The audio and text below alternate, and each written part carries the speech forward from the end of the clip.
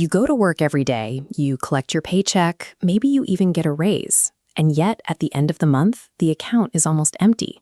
That friction you feel is the direct result of how we're taught to view the money we earn. Most of us operate on a default baseline called net zero thinking. The logic is simple. If you have exactly $100 sitting in your bank account, you assume you can afford to go out and spend exactly $100 on a new pair of shoes. To see how destructive this gets, consider a law student who used his borrowed student loan cash to buy a $400 umbrella. He didn't have an income, but the cash was sitting in his account, so he spent it to look like a successful attorney before he even had a job. When you spend every dollar available to project an image of success, you guarantee you will never actually achieve it. You look rich, but you live broke, trapped in a cycle of constant financial depletion. This depletion is accelerated by tools designed to hide the true cost of what we buy. Take the $1,000 smartphone. Instead of paying up front, you finance it at 0% interest for $50 a month.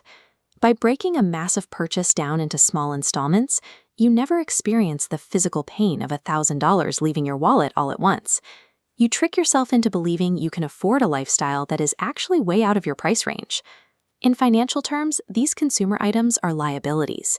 You might have a steady stream of income flowing in at the top, but it's draining right back out through a dozen persistent holes. Your phone, the couch, the car, none of which will ever pay you back. Curious, slightly skeptical. These consumer financing systems are precision engineered to extract your earnings month by month, which brings up a critical question. When all this money is continuously siphoned out of your pocket, where exactly is it going? To answer that, we must look at the broader economy. When the government decides it needs a few $1 trillion, it doesn't always raise taxes. Instead, the Federal Reserve simply creates that money out of thin air, injecting capital into the system without actually producing any new physical wealth or goods. What happens next is a matter of basic math. When millions of new dollars flood into economic circulation, the total monetary supply rapidly inflates. This is a hidden tax. As the total money supply spikes, the purchasing power of every dollar you hold steadily shrinks. You feel this daily. The dollar loses value, forcing the price of rent, gas, and groceries to climb higher to make up the difference. If you play the traditional game of saving cash and spending your surplus on consumer liabilities, this macroeconomic engine actively punishes you. You become poorer every single year, even if you get a raise at work. Yet, while inflation crushes the average earner, wealthy individuals operate in the exact same economy and see their net worth multiply. That's because they own assets. An asset is anything you buy for the sole purpose of making money, like real estate, a business, or stocks.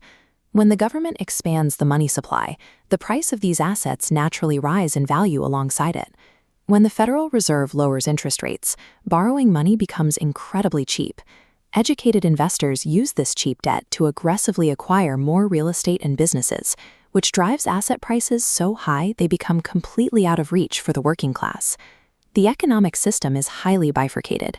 Inflation is structurally designed to multiply the net worth of owners while financially crushing pure consumers.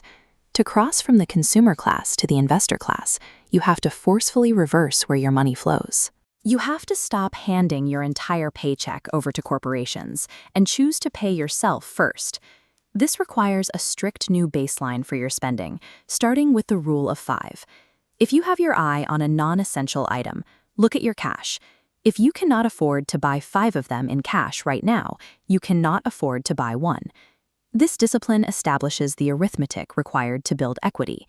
You take your income, subtract your baseline expenses, and what you are left with is your margin. This surplus is the only tool that can actually change your financial status. Because if you just let that margin sit in a checking account, inflation will eat it.